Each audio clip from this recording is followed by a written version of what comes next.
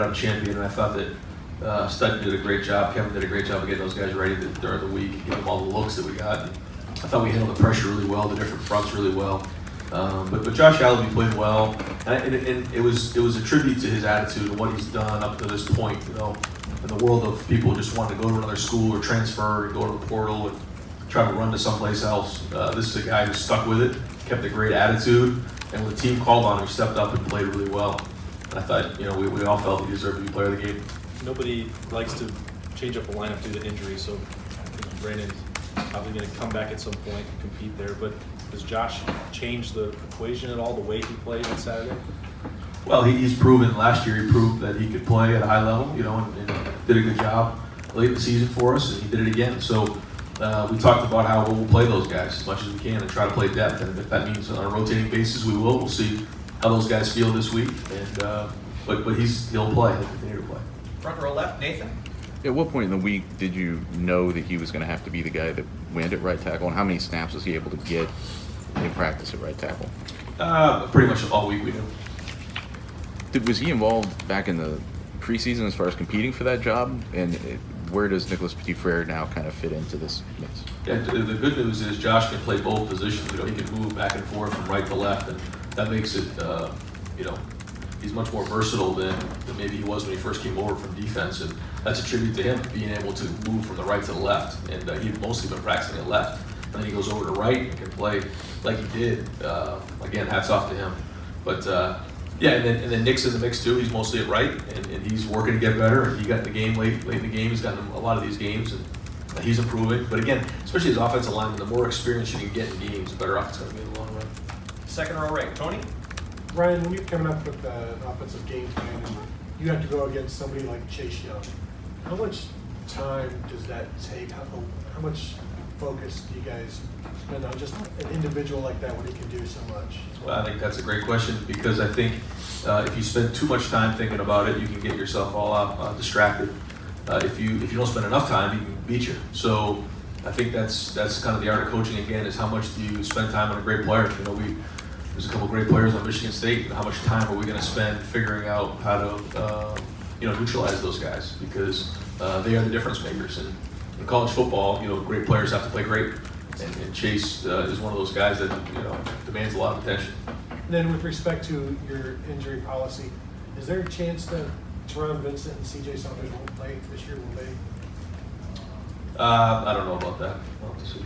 Right behind him, Rob. You become head coach at Ohio State, and suddenly people care about what you think on national issues. Lucky you. Pay for endorsement. Where do you stand on it? Are you in favor of athletes getting paid for their likeness? I know it's a sticky issue, but where are you? Yeah, well, I'm very much aligned with Gene on this issue, and I understand that it's very complex, and I think it's an exciting issue for student athletes. But you know, I'm interested to see, you know, kind of where it goes and the talks that happen, and you know, I do definitely think that there's opportunity out there for these guys, but at the same time, it's not that easy.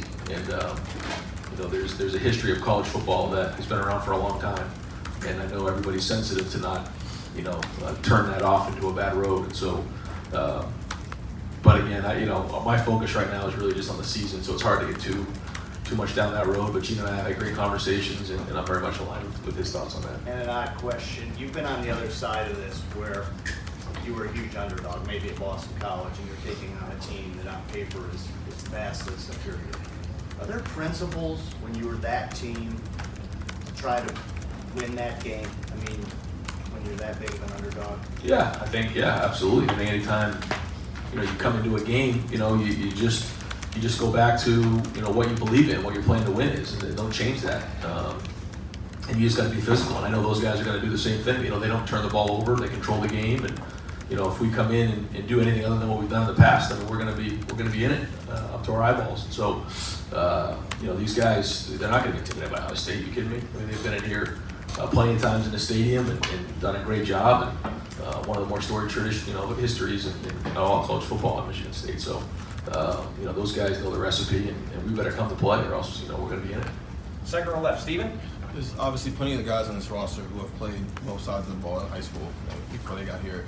But you've got a recruit right now who he's a defensive guy, he's a defensive end, but he's playing quarterback as well. I guess, is there a benefit for him being able to see that position from both sides, I guess, of how they go at each other? I guess. Oh, yeah, I can't really comment on any specific recruits, but I can say that anytime somebody plays multiple positions or multiple sports, we look at it as a positive because it allows them to compete and work through different things, learn skills that maybe they haven't learned in another position. So we love that.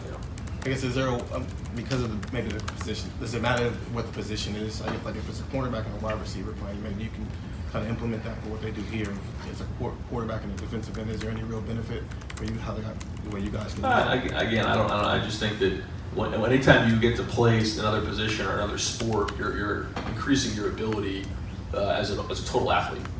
Just whether it's spatial awareness or, let's say you're a quarterback and someone puts you into defense. I love that, because now they got to learn to be tough and stick their face on people. So, again, anytime they can do multiple things, I think it's great. And just one question about the offensive line. Last year, from a run blocking standpoint, it struggled a little bit, especially early on. And now this year, from a statistics standpoint, it's one of the best in the country. How much is the play calling? How much affect that? How much is who the quarterback is having an effect on the run blocking? I don't know. I don't think it's any one thing, but I think that when you look at what Stud's done and Kevin and everybody on our staff, and then when you look what the guys are doing and taking ownership, Josh and Wyatt, Jonah inside, and then the outside there, Brandon and Josh, they've all taken a lot of pride in what they're doing. And we talked about being tough and running the ball and how important that was this year, and they're embracing it. So again, off to a good start, but now we just have a bigger bullseye on our chest. So we got to do a great job every week because now people are seeing that we're running the ball. So we're up against one of the best run defenses in college football in the last 2 decades this week. So we're gonna have to bring our A game. Are you surprised at how well it's been, especially this many new parts this early in the season? No. Right next door, Ari. Ryan, a lot of unforeseen things happen here at the quarterback position. How tough is it when you have a quarterback committed for years and you need to take 2 in the same class? You knew you were going to have to take 2. How much of a challenge is it to do that? Yeah, the quarterback situation in college football is as sensitive as it can be, and you try to do the best you can. We always want to have 4 on scholarship, and you do the best you can to adapt year in and year out and make the best decisions you can. Nobody's more aware of that than we are. Just what's happened. Think about what we had a few years ago. You had JT, Joe, Dwayne, and Tate in the room, and they're all kind of gone off. JT graduated, Joe's at LSU, Dwayne's in the NFL, and then Tate decided to leave. So you have a whole new group of guys in here, and that was just a couple years ago. And so it happens quickly, and especially at a high-profile place like Ohio State. And we'll do the best we can to adapt to it, make sure we have 4 guys in a room. As a recruiter, though, how do you handle that? When you have somebody who's been committed for a while, it's a different position than every other position because there's only one that plays. How do you handle Well, I think what you tell them in recruiting is that all we can guarantee is that there's going to be 3 other guys in a room with you. And you're going to be part of an unbelievable program, have all the resources you need, be part of a great culture, and you're going to get coached up at the highest level. And all we can guarantee is that, and the fact is there's going to be 3 other guys in a room with you. Whether they're freshmen, seniors, transfers, you just don't know because you don't have a crystal ball. 4th row middle, Patrick.